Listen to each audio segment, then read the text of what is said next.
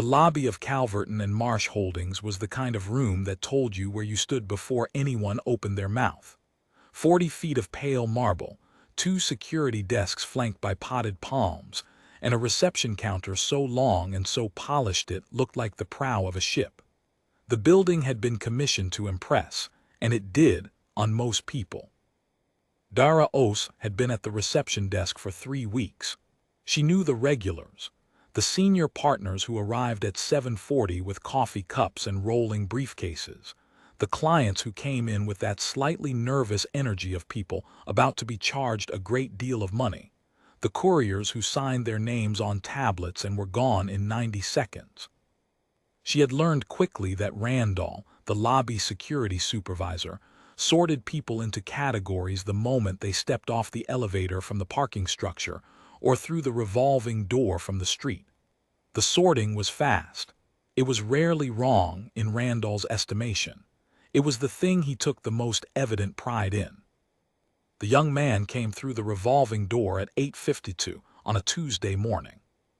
He was perhaps 23 or 24, lean, carrying nothing but a slim leather folio tucked under one arm.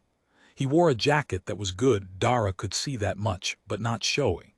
No tie, no rolling case, no client energy. He moved through the lobby without hesitation, directly toward the elevator bank on the far side of the reception counter, as if he had somewhere to be and the architecture was a minor inconvenience on the way. Randall stepped into the middle of the lobby before the young man had taken 10 steps. "Excuse me." Randall's voice carried in the marble space, not loud but practiced. "You need to check in at reception for deliveries, or if your maintenance, the service entrance is around the building on Callaway, you'll see the signage." The young man stopped. He looked at Randall with an expression that was neither offended nor cold, simply present, the way a person looks when they have decided not to waste a single word they don't mean. "I have a meeting," he said. 9 o'clock, 12th floor. Randall's smile did not waver. It was the smile of a man who believed he was being patient. "What company are you with?" "I'm not with a company. I'm expected by the board." The smile became something else, still polite, but carrying now a faint, unmistakable edge of disbelief. "Sir, this lobby is for executives and scheduled clients. The board sweep books through our concierge line. I'm going to need to see a credential or a booking confirmation, or I can point you to the service." "You've already pointed me to the service entrance," the young man said, quiet, not unkind. "Once was enough." Dara watched Randall straighten. She had seen that straightening before.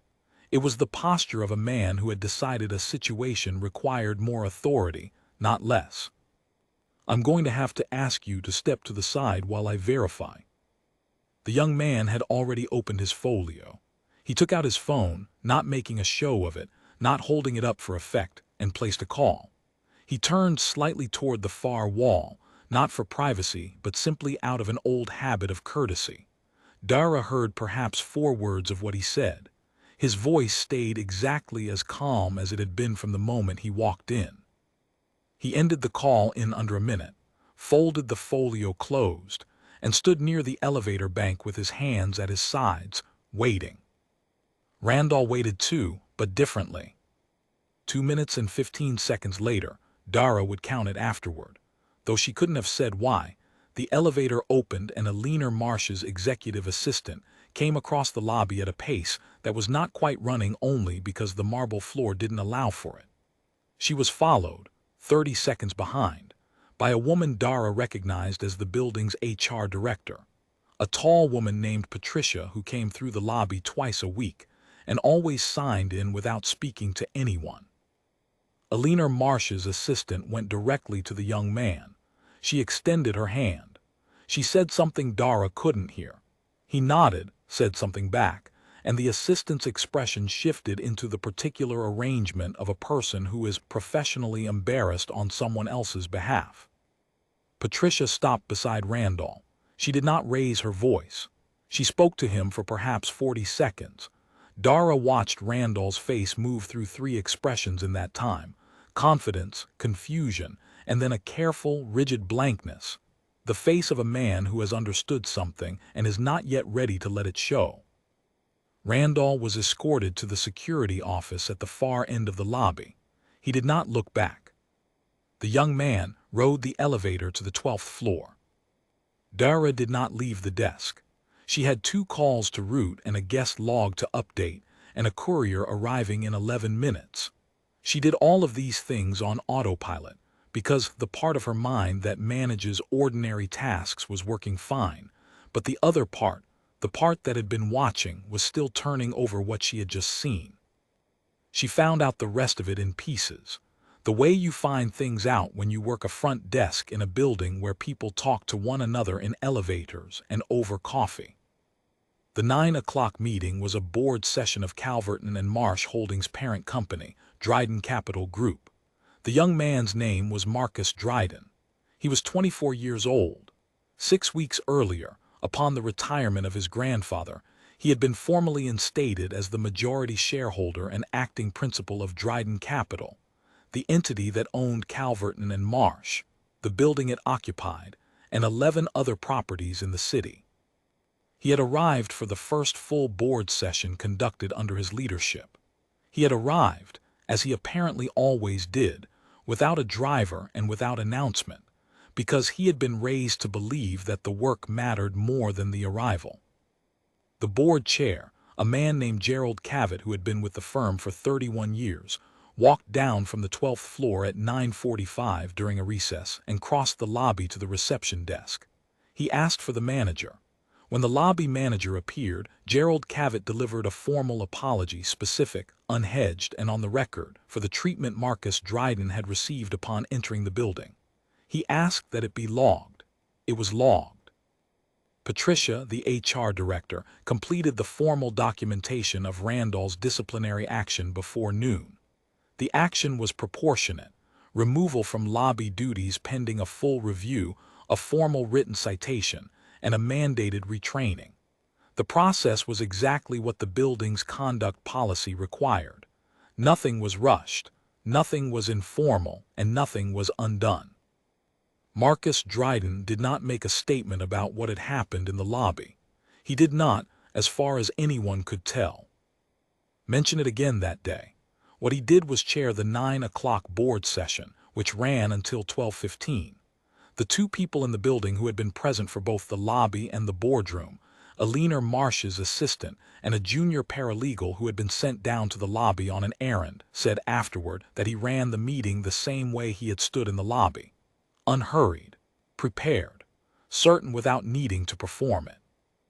Dara thought about that, walking to her car that evening. She had grown up being told that the people who truly had standing were the ones who announced it the moment they walked in a room. The voice, the posture, the explicit signal to everyone within range that they were not to be underestimated. She had believed that more or less, because she had never seen close up what the other thing looked like. Now she had. What she kept returning to was not the moment Randall was escorted away, though that had been something. It was the 40 seconds before that, the young man standing near the elevator bank after his call ended, folio closed, phone put away, hands at his sides, not performing patience, not making Randall wait as a form of punishment, simply waiting because waiting was what the situation required, and he had done what needed doing, and now the situation would resolve itself through its proper channels. He had every right to raise his voice. She was almost certain he knew that. He had chosen not to, not out of weakness, not out of uncertainty, but because it was simply not necessary. The truth didn't need volume. It had already been placed into motion. All it needed was time. She had never seen anyone so entirely uninterested in being impressive. And she had never, in 3 weeks at that desk or in 22 years of living, seen anyone quite so impossible to dismiss. That was what stayed with her. Not the name, not the title, not the ownership of the building she sat in 8 hours a day.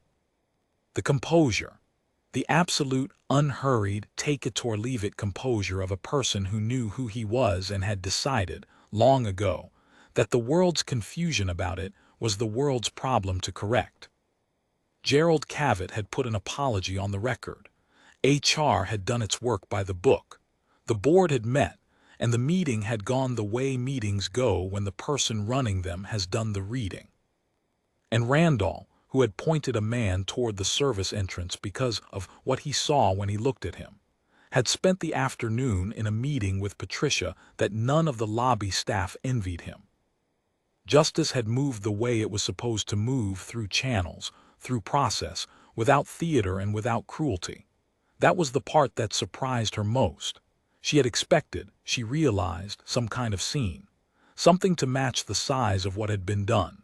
Instead, it had been paperwork and an elevator ride and a man in a good jacket chairing a meeting on the 12th floor. She supposed that was the point. Dignity didn't need a scene. It just needed to be itself and let everything else arrange accordingly. Dara drove home through the early dark, and she thought she understood now what it looked like when a person was entirely at peace with who they were. She was going to try to remember it,